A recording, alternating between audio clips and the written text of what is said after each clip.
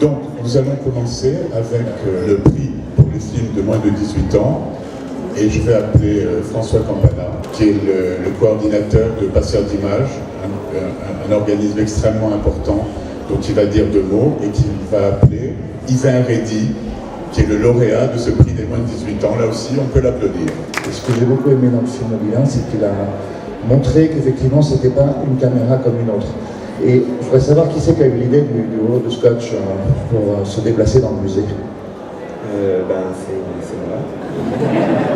Parce que donc Olivier Blanquer utilise énormément le scotch pour ses sculptures. Donc j'ai pensé qu'un rouleau qui guide le spectateur à travers l'exposition, ça pouvait être intéressant. Alors, on va te remettre un prix, je vais te le donner. Voilà. Un chèque de 1 000 €. Tu vas pouvoir t'acheter un Zuber portable. Attention, les abonnements, c'est pas bon, bref. Voilà, je te le remets. Merci beaucoup, bravo. Avant de vous remettre le prix, mais je vais peut-être répondre à une question. Qu'est-ce qui vous a donné cette idée baroque de faire un film sur de la peinture baroque? Je suis allemande, désolée.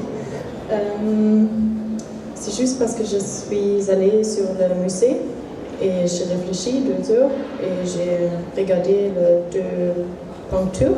Das sieht gar nicht so aus, als wenn das meine Hand wäre. Der Herr von Pulenburg. C'est juste parce que j'ai vu les 2 personnages et après j'ai cette idée et c'est tout.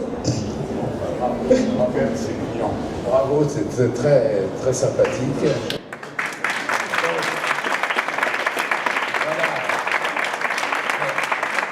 Voilà un chèque pour compléter votre bibliothèque d'histoire de l'art. Donc bravo. J'avoue que pouvoir visiter de nuit à la lumière d'une torche les collections du Muséum d'histoire naturelle du musée de Nantes est à la fois merveilleux et intimidant. Félicitations pour ce pari réussi et surtout continuez. Bravo.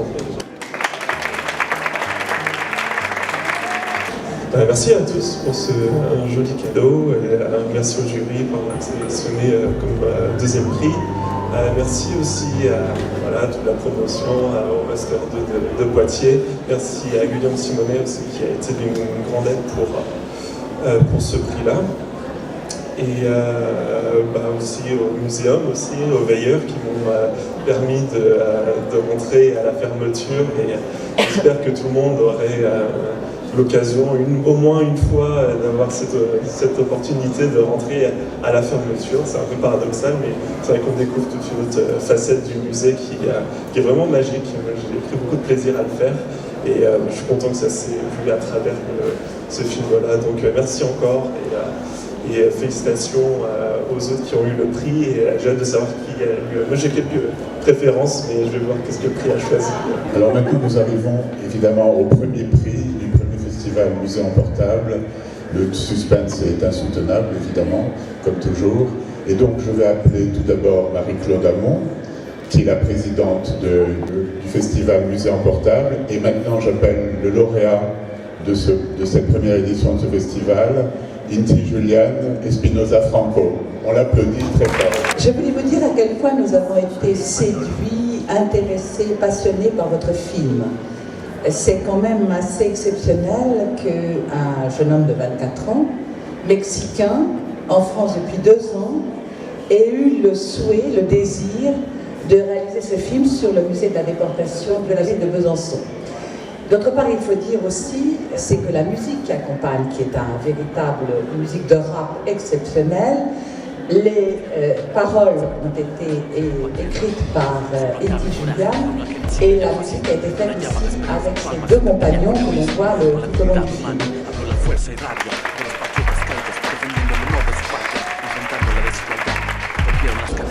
Je m'appelle Inti Espinosa, je suis un étudiant en design de produits au lycée Jacques Duhamel de Dole. Et j'ai gagné le concours du musée en portable avec mon film Aux hommes de demain. Mon hobby c'est faire du rap. Et c'est pour ça que moi j'ai décidé de faire une chanson avec une thématique engagée. Et c'est pour ça que j'ai décidé d'aller au musée de la Résistance à Besançon. Et aussi parce que moi j'habite là-bas. Je me suis renseigné un peu, j'ai beaucoup lu sur la résistance en France, sur la résistance en Franche-Comté surtout. Je me suis dit, je veux parler du esprit de la résistance. J'ai commencé en faisant un couplet et j'ai montré à mes amis, c'est des rappeurs que moi je connais de Bezac. Piranhas Pips et Koso, c'est son blaze. Et j'ai travaillé aussi avec deux DJ qui travaillent beaucoup avec moi, que c'est grâce à eux que moi j'ai fait cette musique.